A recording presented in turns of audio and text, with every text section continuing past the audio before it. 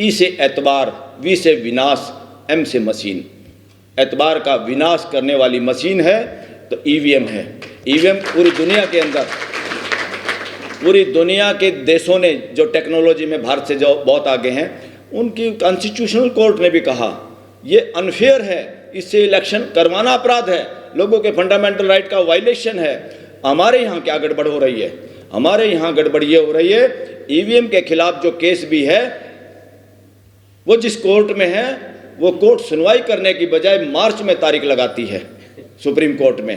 साथियों, supreme court के अंदर मेजॉरिटी एडवोकेट और देश के अलग अलग जगह के वकील भी अब पहचानने लगे हैं कि सुप्रीम कोर्ट और हाई कोर्ट जितनी कमज़ोर होती हैं, देश में उतनी तानाशाही बढ़ती है। सुप्रीम कोर्ट और हाई कोर्ट को इमीडिएटली, जैसे इलेक्शन चंडीगढ़ में हुए, उससे जग जाहिर साफ हो गया चंडीगढ़ पे केंद्र का राज्य है, गृह मंत्री और पीएमओ उसको डायरेक्ट देखता है, वहाँ के एडमिनिस्ट्रेशन में, वहाँ गवर्नर भी शामिल है, सारे के सारे लोग शामिल हो गए षड्यंत्र में।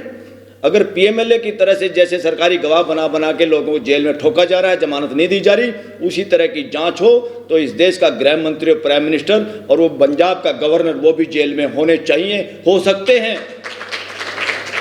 हिम्मत कैसे हो रही इन लोगों की गुंडागर्दी करके?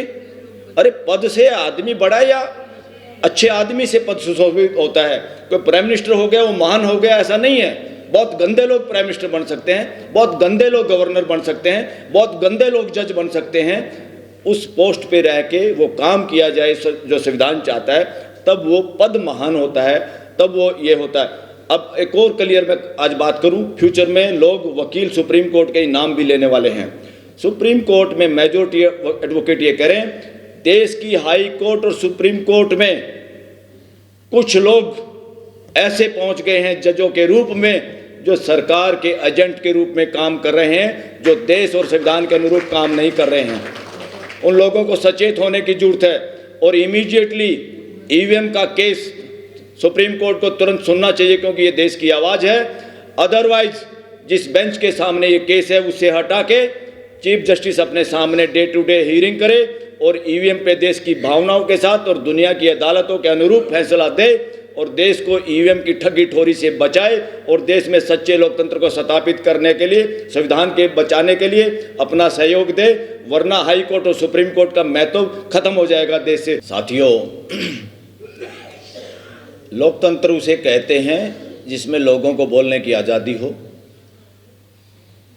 जिसमें बल्कि आलोचना करने वालों का ज़्यादा स्वागत हो, ताकि हमारी व्यवस्था सुचारू रूप से चल सके। अंग्रेज़ों के राज में या गुलाम राज में तो हम सोचते हैं, सोच सकते हैं, ऐसा हुआ भी है कि लोगों पे अत्याचार हुए, मगर डेमोक्रेटिक देश में, आज़ाद भारत में, देश में न्याय के खिलाफ, न्याय के पक्ष में आवाज़ उठाने वाले लोग, न्याय मांगने वाले लोग, लोगों के साथ अत्याचार किया जाए, धारा 144 लगाई जाए, किसानों की आवाज़ को दबाने के लिए उनको रास्ते में रोका जाए, कीलें खड़ी की जाएं, बैरिकेडिंग की जाए और ड्रोन से हमला किया जाए और गोलियां चलाई जाएं, और जो ड्रोन इजराइल को दिए जा रहे हैं या जिनसे इंटरनेशनल बॉर्डर पे काम लिया जा सकता है, आज़ाद और डेमोक्रेटिक मुल्क में अपने ही लोगों पे ऐसा अत्याचार करने वाले लोग डेमोक्रेटिक माइंड सेटअप के लोग नहीं हैं, तानाशाह लोग हैं, गलत तरीके से चुने हुए लोग हैं। ये लोग आज़ाद मुल्क के शासन में बैठने वालों की काबिलियत इनके पास नहीं है, और इससे पता चलता है क्यों ये लोग ऐसा करते हैं। इन लोगों को ईवीएम के सारे गड़बड़ करके सत्ता हासिल करने का चस्का लग चुका है। जो आदमी लोगों के बीच में जाके रिक्वेस्ट करके, अपनी बात करके जब वोट हासिल करता है तो एहसान से दबा होता है और अपने मुल्क के लोगों की वो बात करता है। और जो आदमी के पास चोरी चकारी की वोट हैं, चोरी चकारी का पैसा है, उसके लिए इनका महत्व नहीं होता।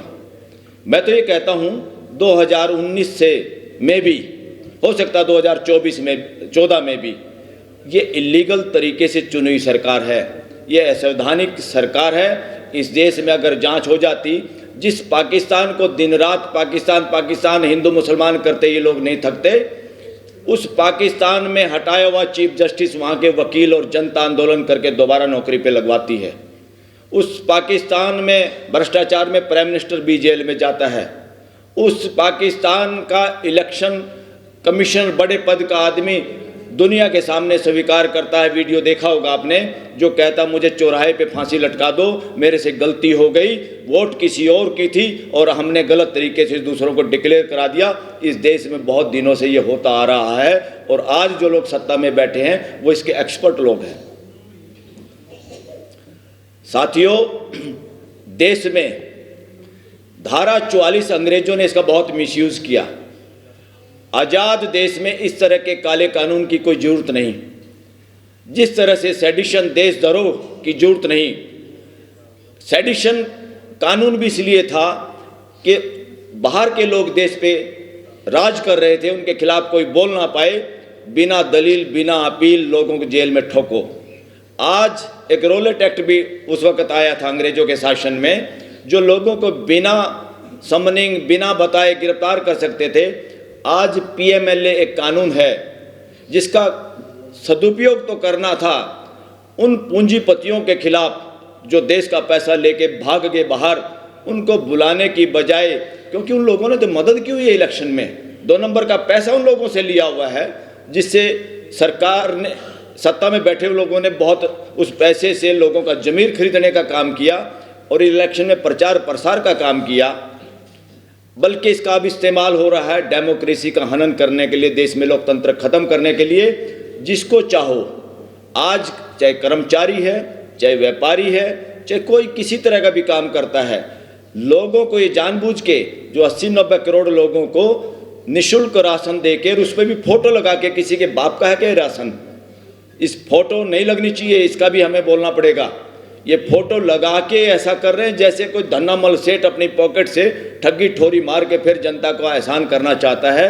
इस तरह से हर रेलवे स्टेशन पे, हर पेट्रोल पंप पे, दिल्ली में भी बसों के पीछे ये जो गलत लत मुंह लग गई है कुछ लोगों के, क्योंकि डेमोक्रेसी में और इंडियन कॉन्स्टिट्यूशन के बाद यहाँ पे कोई एक आदमी का शासन या एक शहंशाह आएगा, एक महान व्यक्ति पैदा होगा जो देश को बचाएगा, या जनता जिसकी इंतजार करेगी वही लोगों का इलाज करेगा, वही लोगों को की जान बचाएगा। इस तरह की मानसिकता, ये वो मानसिकता है गुलामी की मानसिकता। दूसरी तरफ मानसिकता है जो डेमोक्रेटिक देश में संविधान के बाद है, वो समानता की मानसिकता, फ्रीडम की मानसिकता। हर एक आदमी योग्य है, हर एक आदमी समझ सकता है, हर एक आदमी की भागीदारी सुनिश्चित है डेमोक्रेसी में। चंद MLA और MP या चंद CM और PM ही देश में शासन करेंगे, ये डेमोक्रेसी में नहीं लिखा कॉन्स्टिट्यूशन में कहीं। कॉन्स्टिट्यूशन में और डेमोक्रेसी की डिमांड ये है, व्यवस्था की डिमांड है, शासन की डिमांड नहीं है। और ये देश पुलिस राज्य नहीं है कि जहाँ जब चाहे लोगों के खिलाफ पुलिस खड़ी कर दी, जब चाहे उनके सामने धारा 44 लगा के बैरिकेड लगा दिए, जब चाहे जो आवाज़ उठाने वाला है उनको गिरफ्तार करके बसों में पशुओं की तरह भर के इधर उधर दूर छोड़ आए, वो धक्के खाते हुए अपने घर शाम को जाते हैं। ये दमनकारी नीति डेमोक्रेसी में नहीं चल सकती। जो लोग इनको चला रहे हैं उनका डेमोक्रेसी में विश्वास नहीं है, वो देश के असली प्रतिनिधि हैं ही नहीं।